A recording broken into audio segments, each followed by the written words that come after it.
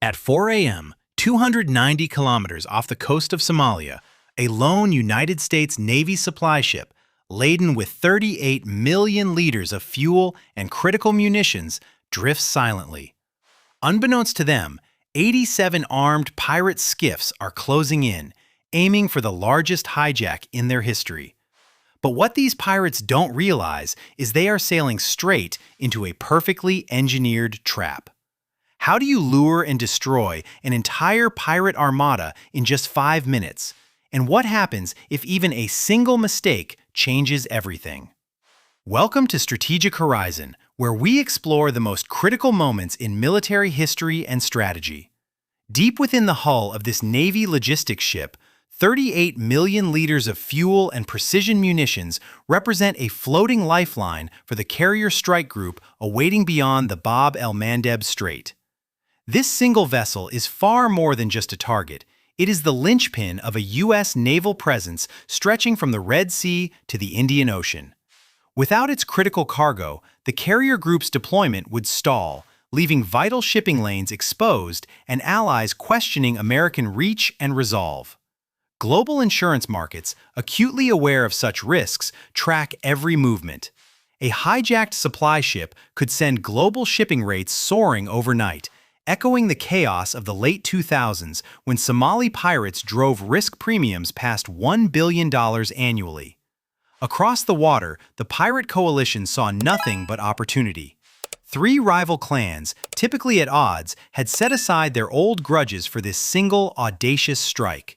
They were united by the promise of a jackpot haul and the backing of a foreign financier eager for both ransom and resale. Their fleet of motherships, dhows, and skiffs bristled with heavy machine guns and RPGs, a makeshift navy forged from fishing harbors transformed into war camps.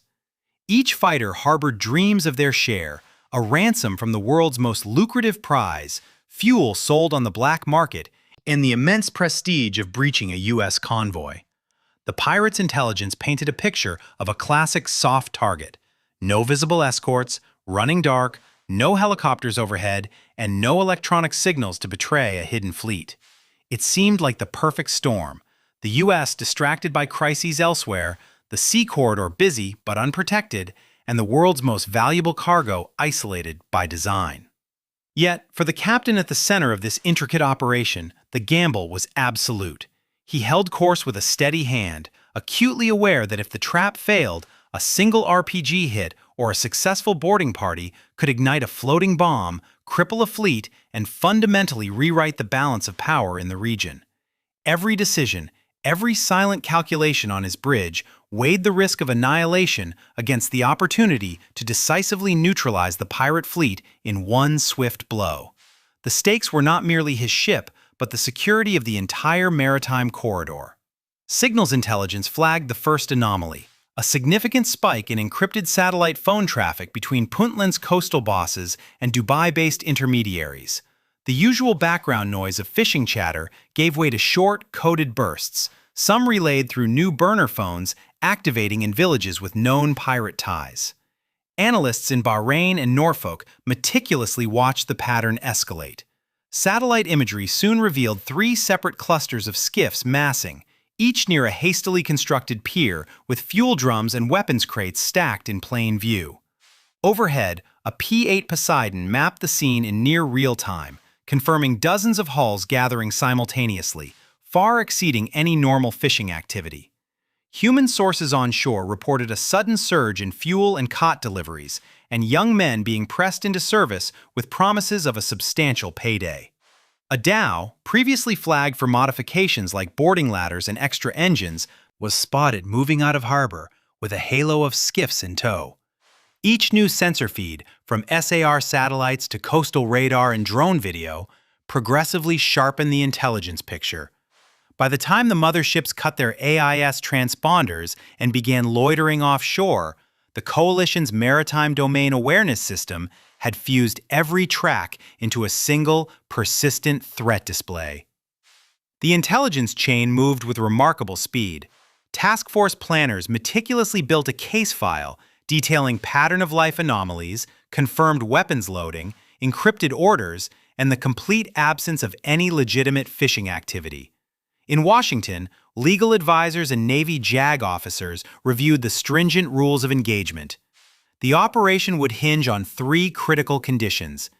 Every pirate boat had to cross into a designated kill box. Armed intent had to be visually and electronically confirmed, and absolutely no civilian craft could be present. Only then could the trap be sprung. Operation Silent Net received its code name as the final legal review concluded. The White House issued a pre-authorized engage on trigger clause. No warning shots, no staged escalation, if and only if every hostile vessel entered the designated kill area and displayed clear intent to attack. With the supply ship positioned as bait, the planners finalized their tactical geometry.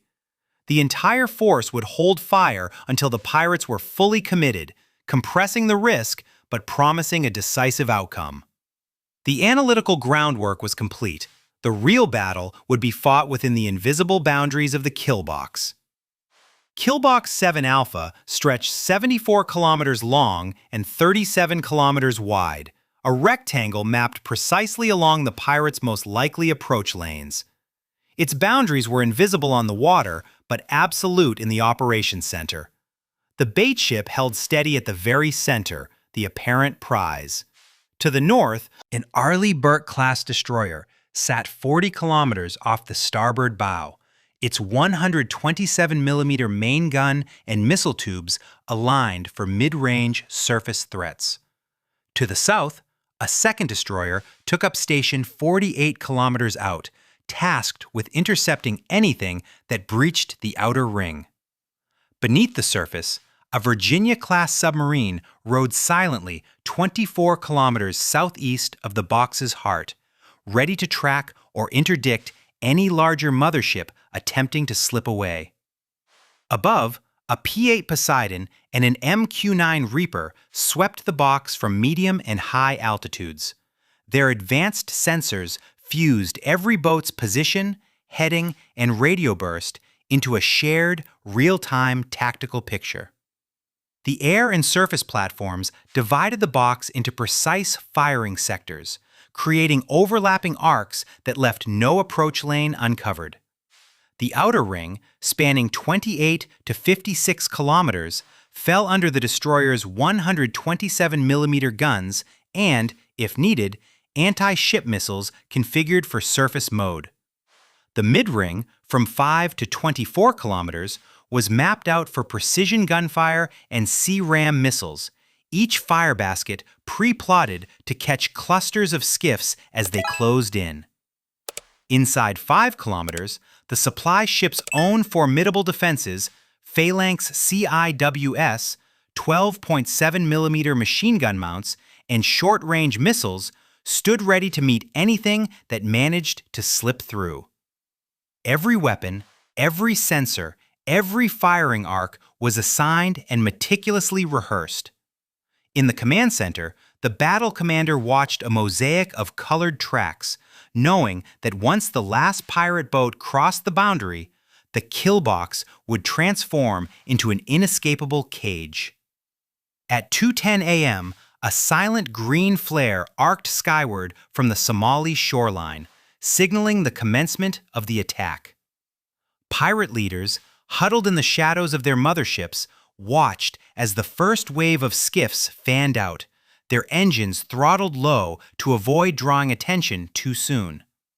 The ocean was like black glass, broken only by the faint churn of outboards and the glow of a few cot-fueled cigarettes. Each group held formation, radios kept to a whisper, as they closed the gap in slow, deliberate stages. By 3:50 a.m., the lead elements were just 11 kilometers from their target, close enough to discern the faint outline of the supply ship, yet still outside the engagement boundary. The pirates sensed victory within reach. No escorts on the horizon, no helicopters in the air, just a solitary giant seemingly waiting for them. Confidence swelled through their ranks. Some, in a show of bravado, even fired warning bursts from heavy machine guns, tracer rounds skipping across the water. Then, at 4 a.m., the first skiff nosed across the invisible line marking the kill box boundary. The rest followed, engines revving higher as the swarm tightened around the bait. Every man on those boats believed the next 10 minutes would change his life forever. For the U.S. commander, the clock was now running out. The stringent rules of engagement had been met, and the battle could begin with a single decisive order. At 4:01 a.m., the order was given. The first destroyer unleashed a rapid salvo from its 127mm gun, shells arcing toward the densest pirate clusters precisely mapped by drone feeds. Each round was set to burst mid-air, raining lethal fragments across tight groups of skiffs. In less than 30 seconds, the second destroyer joined in, its own gun walking fire through another wedge of boats. The sea erupted in overlapping shockwaves. Some skiffs vanished in a spray of wood and flame. Others spun out, engines dead, as fragments ripped through fuel drums and outboard motors. Above, the MQ-9 Reaper pivoted from surveillance to direct action. Hellfire missiles streaked down, targeting the lead boats armed with RPGs and heavy machine guns. 6 explosions ripped through the assault wedge aimed at the supply ship, breaking up the most dangerous boarding teams before they could even close. Simultaneously, a Seahawk helicopter swooped in from low altitude, firing guided rockets and door gun bursts into scattered boats attempting to slip south. The destroyer's missile cells opened, launching CRAM and ESSM rounds at high-threat skiffs identified by color-coded drone markers. 8 more boats were destroyed or left burning in under 60 seconds. The remaining pirates, desperate, pushed forward, but the inner ring of defenses was waiting. As a handful of skiffs surged within 1,000 meters, the supply ship's Phalanx CIWS spun up, tracking and shredding hulls with short, deafening bursts. Its 12.7mm machine gun mounts swept the waterline, stopping suicide runs cold. By 4:05 a.m., the main body of the pirate fleet was annihilated. Over 60 boats were destroyed or disabled, the rest in utter chaos. A few desperate survivors attempted to escape, only to be bracketed by final gunfire or forced to surrender under helicopter warning passes. The entire battle, from the first shot to the last hostile movement, lasted just over 5 minutes. The sea was left boiling with fire, smoke, and shattered hulls. The trap had closed, and the corridor was silent. Today, piracy hotspots may shift, and new threats constantly emerge, but one truth remains: no maritime corridor is truly empty. Every major fleet now relies on rapid intelligence and joint kill-box tactics to secure global trade, understanding that in modern waters, a single lapse can still cost billions of dollars. The ocean remembers every risk, and the lessons learned from operations like this continue to shape global maritime security.